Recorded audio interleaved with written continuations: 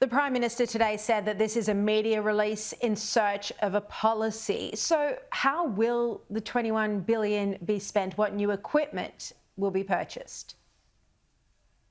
We've given some examples already, like restoring the 4th Squadron of Joint Strike Fighters that Labor cancelled, those F-35 fighter jets. But we're not going to make the same mistake that Labor did before the last election of basically entering into negotiations and procurement contracts without the benefit advice. And I'll tell you why. At his major foreign policy and national security address before the last election, Anthony Albanese said we're going to put Tomahawk missiles on the Collins-class submarines. Well, the only problem with that was that it turned out when they got into government, they realised that those Tomahawk missiles were no longer in production that could go on the Collins-class submarines, and it was too expensive and complicated to retrofit the Collins-class submarines to host those Tomahawk missiles. So that was a major blunder on national security and defence that Anthony Albanese made because he didn't have the benefit of the advice and he tried to make a big promise before the election without the benefit of it. We're not going to make that same mistake. But you could say, generally speaking, that you want to invest in more aerial drones or more missiles or more submarines, for example.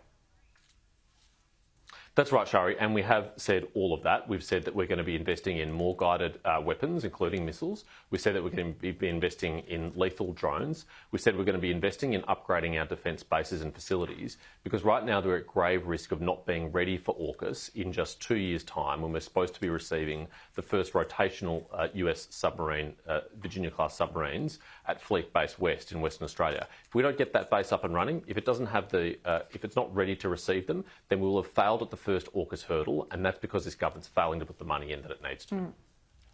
Look at this announcement today. Andrew Hastie was grilled on the topic of women in combat. Let's have a look at that.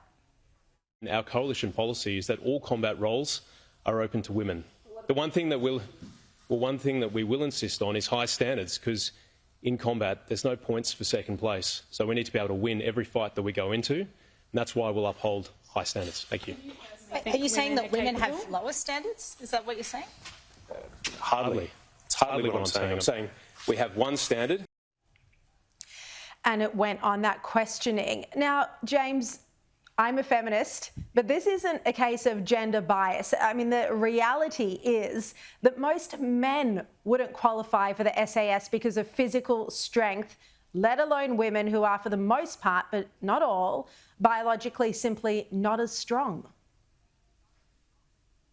Sharri, a lot of people who've been lecturing Andrew Hastie about this haven't seen what he's seen, haven't served in the way he has, and I think they should be a bit more humble, including the Deputy Prime Minister. But our policy is very clear. Any person, regardless of their gender or their sexuality or their race or their religion or any other characteristic, any person who meets the standard is welcome to serve. In fact, we want more people to serve. We want more people to sign up, because on this government's watch, we have a recruitment and retention crisis. The ADF is 5,000 people below its authorised strength, and that is a disaster in a dangerous security environment. So if you're a patriotic and fit and able Australian, we want you to sign up and we want you to serve, regardless of your gender or any other characteristic. Yeah, absolutely. And that recruitment is a major issue. And the lack of recruitment is in large part to how returning veterans have been treated. Now, I spoke last night on the show about how the national polls are telling a different story to the internal Liberal polling. Dutton mentioned this on air yesterday as well. I think if you have a look at the 2019 poll result, where all the published polling was pointing one way, the reality is that there was a different outcome. Now, I'm not going to go into the private polling, but you'll see where the government's spending money at the moment in their seats. They're defending seats at the moment. They're not on the offensive. So I think there's a bit more of a sophisticated view in relation to the polling and what's happening at the moment. Australians are hurting. That's the reality. So, James, what's your sense at the moment? You're the Coalition campaign spokesman. You're in the Coalition headquarters. Is pessimism setting in about the election result, or is Dutton right that your internal Liberal Party research is still showing a better outcome than the national polls? This election is still very much up for grabs, and over the next week and a half we'll be sticking to our message about how Australians will be better off under a Dutton coalition government. And let me give you a data point that illustrates why this election is still up for grabs. There's 4 seats in Victoria that are traditional safe Labor seats: Hawke and Gorton in the northwest and Holt and Bruce in the southeast. In each of those seats over the last few months, the Labor Party has spent at least $70,000 on Google and YouTube advertising, in some of those seats up to $110,000. Now, those are seats which have not been held by the Liberal Party for decades. Some of those have margins of more than 10%. If you're dropping $100,000 in Gorton on online advertising, that shows you what you really think about where this election is going to be fought and won and lost.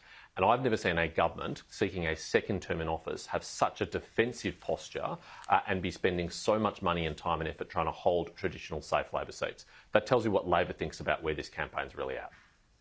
So you said there at the start of that answer that the election is still anyone's to win. Are you legitimately saying that the coalition could win majority government here, minority government? What exactly do you think is a realistic prospect?